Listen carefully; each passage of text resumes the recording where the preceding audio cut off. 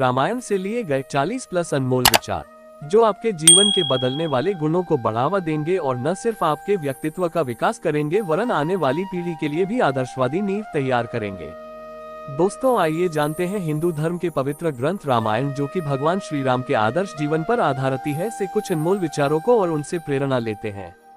कहानियाँ, श्लोक और रामायण से उपजे अनमोल विचार ज्ञान का एक अमूल्य खजाना है जो लोगों को धार्मिक और सदाचारी जीवन जीने के लिए प्रेरित करते हैं। आज सदियों के बाद भी रामायण पुस्तक भारतीय संस्कृति और जीवन का नेतृत्व करने वक्त धर्म का पालन करने के गुणों को सिखाती है। आइए जानते हैं रामायण से लिए गए अनमोल विचार। धर्म का ज्ञान रखने वाले लोग सत्य को ही सर्वोत्तम धर्म मानते हैं। सुख और दैहिक जीवन का हिस्सा है। आप हमेशा प्रसन्न नहीं रह सकते, अर्थात हमेशा प्रसन्न रहना कुछ ऐसा है जिसे प्राप्त करना कठिन है। प्रसन्नता और दैहिक जीवन में आते जाते रहते हैं और ऐसा नहीं हो सकता ही कि लगातार सिर्फ प्रसन्नता ही बनी रहे। श्री राम जो कहते हैं वो करते हैं, अर्थात श्री राम अपने वचन के पक्के अटल वचन हैं। वचन देने के बाद वो पीछे मुड़कर नहीं देखते। जो व्यक्ति डरपोक और कमजोर होते हैं केवल वही चीजों को भाग्य पर छोड़ देते हैं। इसके विपरीत जो व्यक्ति मजबूत और आत्मविश्वास रखने वाले होते हैं वो कभी भी भाग्य पर नहीं टिकते हैं। जिस प्रकार एक वीणा अपने तार के बिना अधूरी है, एक रथ अपने पहियों के बिना अधूरा है, इसी प्रकार एक महिला 100 बेटे होने के बावजूद अपने पति के बिना अधूरी है, अर्थात कभी भी खुश नहीं रह सकती। दैहिक हमारा सबसे बड़ा दुश्मन है। एक दैहिक साहस को नष्ट कर देता है, दैहिक शिक्षा को नष्ट कर देता है, दैहिक हर चीज को नष्ट कर देता है। दैहिक से बड़ा कोई दुश्मन नहीं। श्री राम एक आज्ञाकारी पुत्र थे। वे भरत से कहते हैं, चंद्रमा प्रकाश देना छोड़ सकता है, हिमालय बर्फ से बेफिक्र हो सकता है, सागर अपने तटों को बदल सकता है, लेकिन मैं अपने पिता द्वारा दिए गए वादे का कभी उल्लंघन नहीं करूंगा। एक बुद्धिमान व्यक्ति को त्रासदी या दुर्भाग्य का पूर्वाभास करना चाहिए और हमले से पहले इस तरह की त्रासदी या दुर्भाग्य को रोकने या दूर करने के लिए कार्रवाई करनी चाहिए। इस प्रकार केवल वही सुरक्षित और अच्छे जीवन का आनंद ले सकता है। उत्साह सबसे बड़ी ताकत होती है। उत्साह से बड़ी कोई ताकत नहीं है। ऐसा कुछ भी नहीं है जो उत्साही लोगों के लिए इस दुनिया में प्राप्त योग्य नहीं है। चाहे दैहिक में हो या सुख में, एक दोस्त हमेशा एक दोस्त का सहारा होता है। एक बड़ा भाई और शिक्षक जो ज्ञान देते हैं वो धर्म के मार्ग पर चलते हुए एक के पिता के रूप में माने जाते हैं। वो व्यक्ति जो दूसरे को आशा देता है, पैसे या अन्य भौतिक चीजों के मदद करने का विश्वास दिलाता है, या उस व्यक्ति की मदद करता है जिसने अतीत में उस व्यक्ति की मदद की थी।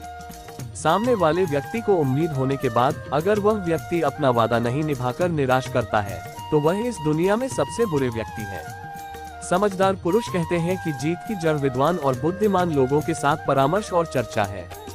बादलों की गड़गड़ाहट, जिसने अपना सारा पानी खर्च कर दिया है वह किसी भी बारिश का उत्पादन नहीं करता है।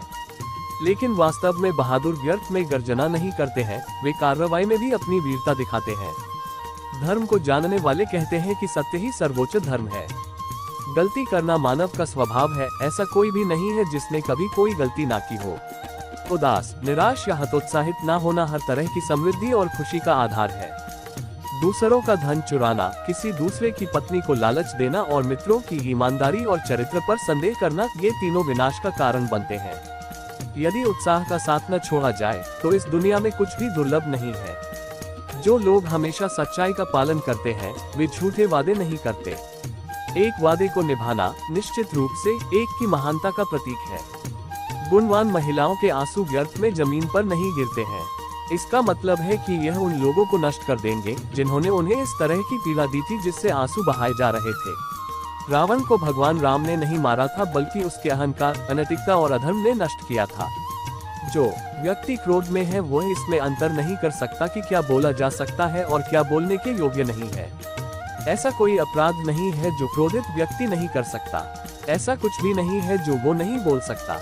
यानी क्रोध में व्यक्ति हर सीमा को लंघ सकता है। जैसे कमल के पत्तों पर पड़ी पानी की बूंदें पत्तों से नहीं चिपकती, उसी प्रकार चरित्रहीन व्यक्तियों से होने वाली मित्रता होती है। काम, क्रोध और लोभ, ये 3 सर्वशक्तिमान बुराइयां हैं। धर्म इसलिए कहा जाता है क्योंकि यह समाज का समर्थन या सम इक्वल स्थन करता है। एक देश के लोगों को एक साथ रखा जाता है और धर्म द्वारा निरंतर किया जाता है। वे जो हमेशा सच्चाई का पालन करते हैं, गलत वचन नहीं देते। अपना वचन निभाना निश्चित रूप से एक महान व्यक्ति की निशानी है। जो अपनों को छोड़कर दुश्मन के बीच चला जाता है, उसी के अपने पुराने साथी दुश्मन को मारने के बाद उसे भी मार डालते हैं। दुख और विपदा जीवन के दो ऐसे मेहमान हैं जो बिना निमंत्रण के ही आते हैं। जो लोग हमेशा सत्य का पालन करते हैं वे झूठे वादे नहीं करते हैं। अपने वादों को निभाना निश्चित रूप से किसी की महानता की निशानी है। सर्वनाश के प्रमुख 3 कारण इस प्रकार हैं: दूसरों के धन की चोरी, दूसरे की पत्नी पर बुरी नजर और अपने ही मित्रों के चरित्र व अखंडता पर शक। अपना जीवन त्याग देना कोई अच्छा फल नहीं देता। जीना जारी रखना आनंद और प्रसन्नता का मार्ग है।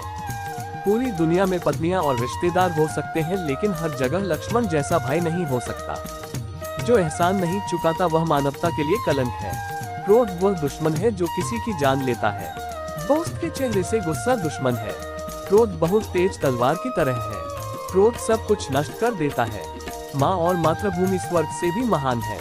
बच्चों के लिए उस कर्ज को चुकाना मुश्किल है जो उनके माता पिता ने उन्हें बड़ा करने के लिए किया है।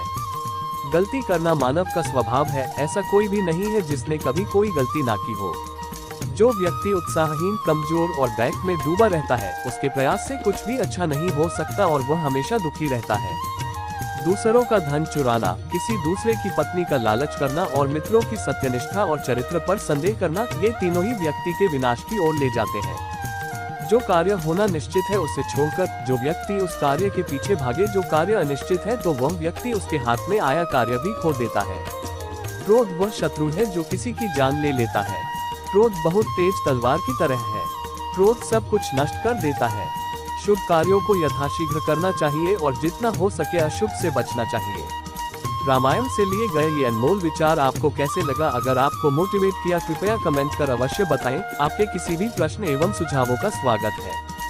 शेयर करें, जुड़े रहने के लिए सब्सक्राइब करें। मिलते हैं अगले वीडियो में। धन्यवाद। जय श्री राम।